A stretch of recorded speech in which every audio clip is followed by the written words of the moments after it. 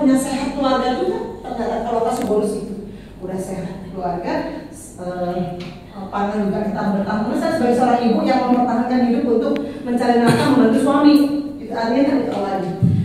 Masih rahmat, misalnya saya bermanfaat itu keren. Jadi agak mirip-mirip sedikit beda tipis ya. Makanya beda visi seperti ini biasanya orang-orang hebat, misalnya. Terima kasih. Tujuannya apa ya? Tujuan tadi sebenarnya akhir wafilah jadi hasan wakin azaban. Luar biasa. Tujuan akhirnya ke sana. Tujuan kita akhirnya ke sana.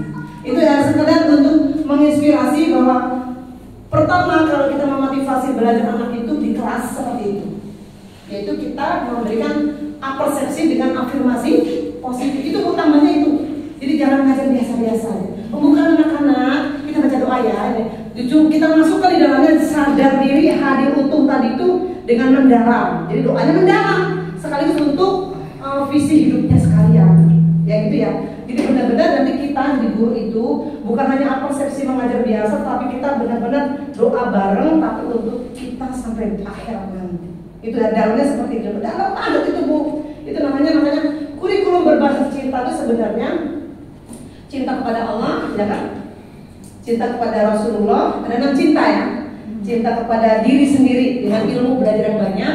Terus khairunasnya cinta kepada sesama manusia, bisa hormat orang tua, hormat guru, dan hormat pada teman-teman yang sesama yang saya pakai. Terus cinta kepada lingkungan, ya kan? Ada yang bisa ngarapin. Terus cinta kepada lingkungan, terus terakhir cinta kepada agama, negara dan bangsanya, cinta kepada. Kan ada kubul watan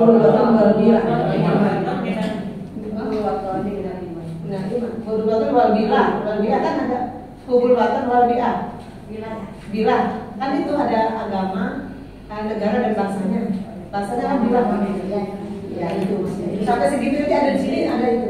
Nah implementasi itu kita buka mulai yang kurikulum berbasis cinta sekalian. Itu ya Bu, itu afirmasi positif pertama. Ternyata KBC ini sudah berpihak kepada madrasah. Dari dulu kita sudah dari mulai pertama kita lihat. Nah, terus ini kan teorinya aja. Kalau kita langsung praktek sebagai guru, sebagai sekolah, terus kita di sini terus saja masih inilah karakter moral terus. Ini kan hanya teorinya itu terus. Nih, jadi kan ada 4 isu dunia terus lanjut. Nih, terus. Nah ini ya. Jadi sekarang 4 isunya itu Bu, kita sekarang ini memiliki kemampuan 4 ini Bu di zaman sekarang. Nah, satunya kita bagaimana bisa mendiplominkan. Diplomin itu cuma ngapalnya 3M aja Bu. Kalau dulu kan kita 5M. Apa itu 5M-nya? Saintifik ya kan. Tapi apa bisa juga saintifik masih bisa ditambahin kalau 3M juga. Kalau 3M bedanya yang kemarin atau yang sekarang, tapi ini juga masih bisa. 5M masih bisa, 3M juga bisa. Kalau 5M ini kan pertama mengamati, terus menanya, terus menerapkan, dan itu mensintesis, mengkomunikasikan. Ya itu kan 5M. Nah sekarang jadi 3M. Semua pengetahuan yang hanya contoh ya, 3M-nya begini. Kalau kita mempelajari pelajaran, ibu mengajar ke kelas, itu baru sekadar hanya pengetahuan saja.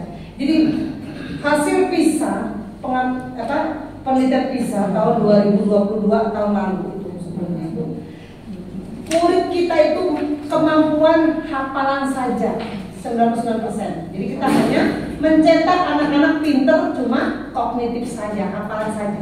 Tetapi yang hanya 1% yang memahami. Jadi 99% cetakan kita ini enak-enak saja. 99 hasil penelitian PISA itu 99% itu hanya hafalan, hanya dihafal. Setelah hafal nggak pernah dipraktekkan berlatih, hanya teori aja dia tahu. Tapi dalam kehidupan dia nggak tahu apa, bahkan banyak pengangguran. Itu. Tapi yang 1% tadi dia bisa memahami.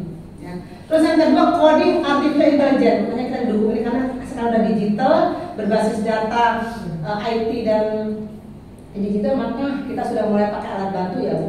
Sekarang nggak zamannya lagi buat RPP manual jadul, pakai nyontek-nyontek upload punya orang, nggak usah. Kita bisa buat sendiri dengan bantuan coding artificial, langsung sesuai dengan karakter sekolah kita.